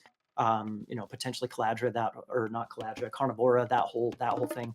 So I like the bolt on the Oracle. Here's the thing though, Fitz. It's match point for Magic, which means if we want a game 5, TheRapl in the red, he has to win this. He has to win this, otherwise he's dropping down to the lower bracket, right? So does Aranos have enough? Is Aranos the solution here? I know it's a map draft, god draft. You work with what you can.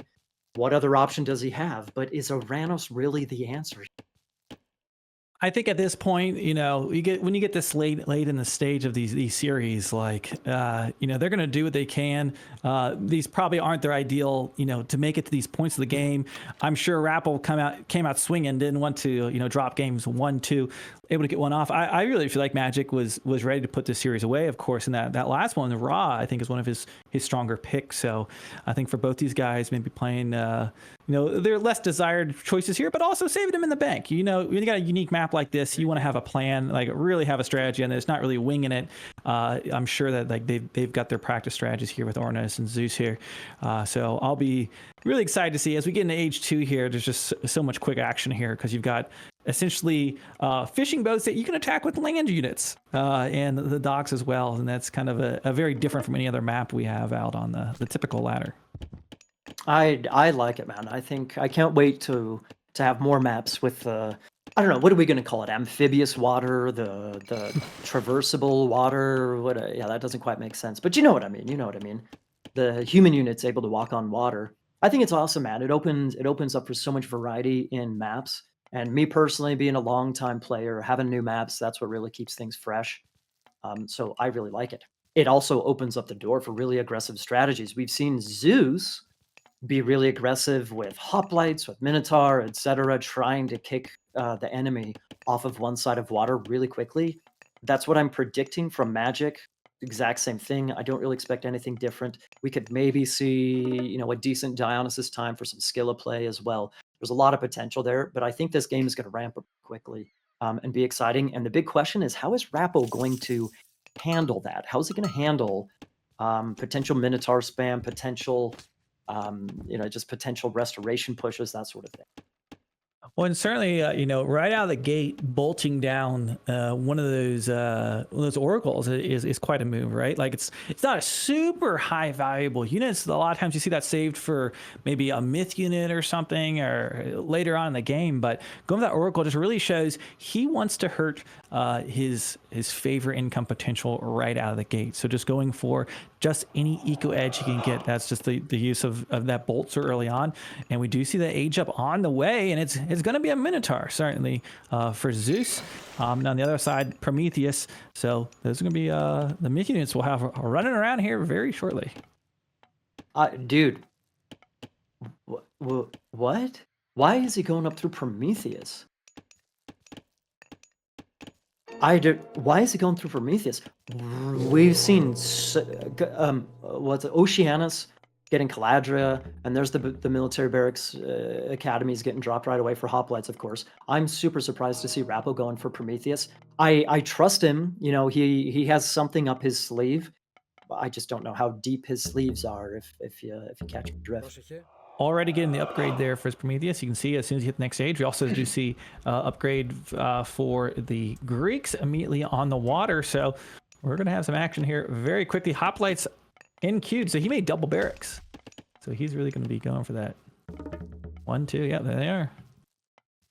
And then we have double counter barracks on the other side for RaPl, if I'm not mistaken.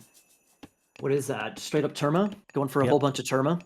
That's good play, man. We saw that last week before, something like that. We saw that pretty good defensive potential for Terma. Just the ability the mobility they have, and the shoot and scoot type of idea. It can be really great defensively. Still, how well is it gonna work? That's still TBD. Zeus is still so freaking strong, man, with restoration potential and so many hoplites. Hoplite speed is pretty decent as well. Anyway. Can he defend is the big question. Yeah, going to have a nice shoot and scoot capabilities. That Minotaur are going to be working away on that dock as he has heroized one of his Terma already. Several heroes out there. You see a relic in hand. I actually noticed these guys have largely left a lot of the relics out on the map. I think that 40-minute game or whatever, they never touched the relics, or took forever. But going from pretty early on here. And looks like he's going to be just enough Terma to push him away. I mean, you've got to know when you're investing in those hoplites that these Terma are just going to kite you all day long. They're never going to let you get a hit on them. Open up with that double barracks though, and then now he's not queuing anything. So really interesting. Kind of was I think feigning that, hey, I'm going for some quick early aggression here, and now it's looking like he's banking for the next age. Is the vibe I'm getting? He's training no military units, maybe just showing hey, I'm gonna really push you. He's got a few units running around, and now he's gonna be looking to age up. Triple. I mean, he started with a double, but now even a triple barracks play. But he's not, like you said, stop production. Must be for Dionysus play here. There is one other potential aside from Dionysus. It seems intuitive for him. Nice little Vil snipe right here. He's actually got to be really careful. Oh, they survived. Wow. Beautiful nice micro. Well, absolutely. Here's the thing though, Fitz. You'd think that since it's a water map, you would go Dionysus for Scylla, right? Because Scylla can help you just completely take over one side or both sides of water. But what we've also seen is that Dionysus or is that Apollo? That's Dionysus, right? Oh snap. Okay. Never mind. I was gonna say we've seen some. Well, yeah, there is potential with an underworld right into the base of Atlantean, but we will not see that. It shall be Dionysus after all.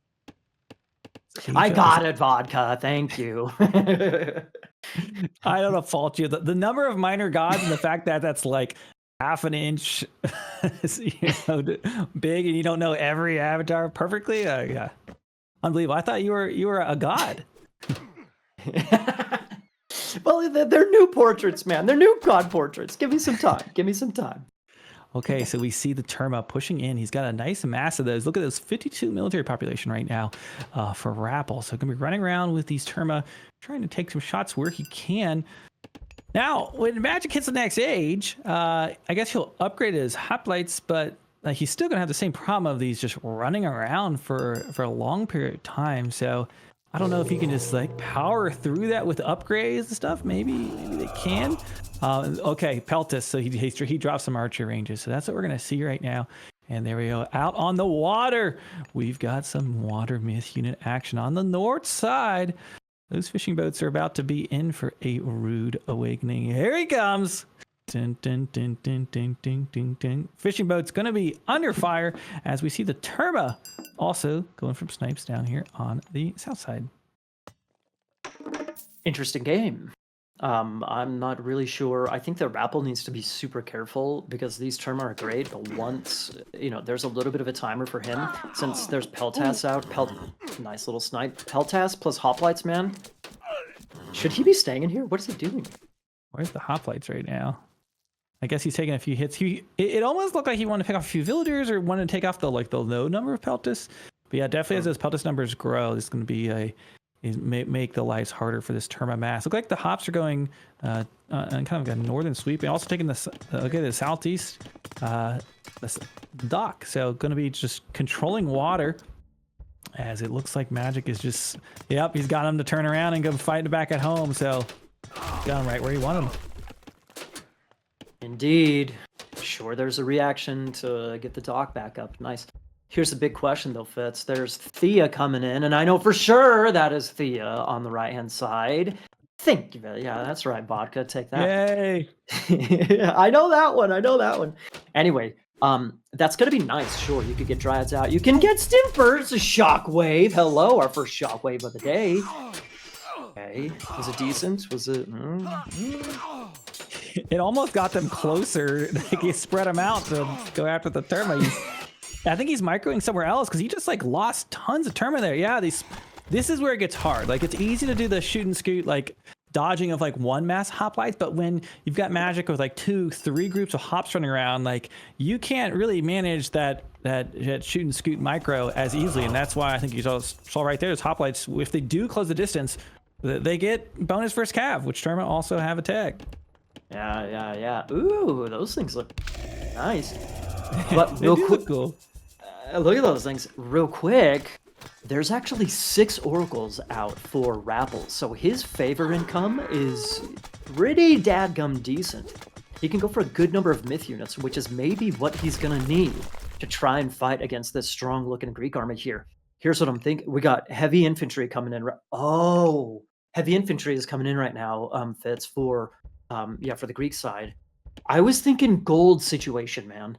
The gold situation is a little bit sketchy for TheRapl, but maybe with sky passages, maybe he can survive any type of big game-ending push with Resto, with bronze, etc.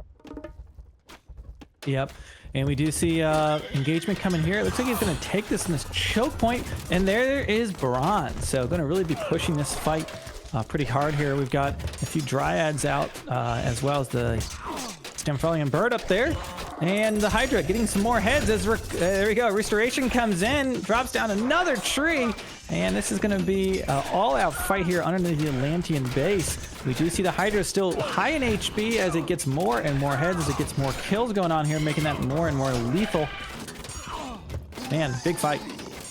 Absolutely, dude. Those hoplites are so killer, man. Plus, he's got the Peltas going after those. Dude, those Terma aren't doing anything against this bronzed army. Are you kidding me? Look at the pop numbers. 39, 38, 36. That is dropping like a... What is that dropping like? They're dropping like flies, I guess you could say. I don't know if TheRapl can survive this, dude. The Terma weren't doing anything against that Greek army. The Hydra's up to 4 freaking heads. How does... Dude, he's switching over to Arcus. Look at the production for TheRapl. He's barely got any production going, dude. He is not queuing. Is this the end of the game? He barely has any military left over. That Hydra is so... Dude, that Hydra is chomping. It forces him to retreat, I guess, but still... Maybe TheRapl will survive, but he just lost so many freaking units right there. Well, it's gonna be more than losing the game. If he loses this one, this is the series. This is the match, and it's almost like Terma are meant to counter archers, of which Magic was making mostly non-archers. So the early shoot and scoot strategy was cute and all, but he says, okay, I got my armored men here to see you with their pet dragon. And doing pretty good here. I am not really sure if TheRapl's going to be able to hold on. He's going to need some crazy turn of fate. Not to mention his gold is being poked on the east side. That Hydra is just ripping through. And now he's lost the sky passage. These guys can't escape. Uh-oh. Oh, boy. That's going to be it, ladies and gentlemen. Believe so. Look at all the favor he could be using. There we go. That is it. He could have used Shockwave. He could have just, I don't know, used more reason. What happened there by TheRapl, man? What happened to him? He was looking like he was okay. He was surviving. He didn't lose a dock early on. Da da da da da. I don't know what just happened, but it seemed like suddenly he just took such a big nosedive. Did he overinvest into Terma? Did he? I don't know, man. I don't know. There we see a really clear difference in economy there. Eventually, they're super equal, but eventually, Magic taking over, man. I think that What that might just have been happened? the shortest game in the series. We had, I mean, every one of these was so long. So yeah, that was True. was just a quick action. I mean, Kurlager, it's kind of perfectly placed there, right? Like at position 4 in the series, you start to go late. It's like, okay, let's throw this in the mix. We'll figure out who's going to win this series real quick. Wow. Well, so that means TheRapl gets knocked down to the lower bracket. Magic doesn't have his impeccable record.